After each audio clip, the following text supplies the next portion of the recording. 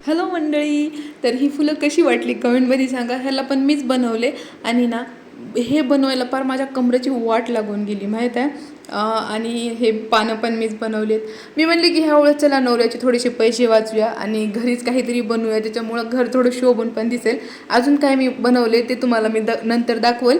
आणि हे जे फुलं आहेत ते जर कसे बनवलेत बघायचं असेल तर कमेंटमध्ये सांगा. 5 दिवसापासून मी एकही व्हिडिओ पोस्ट केला नाही, म्हणजे डेली ब्लॉग. म्हणून भरपूर जणींनी मेसेज केले की ताई तुम्ही व्हिडिओ का टाकत नाही.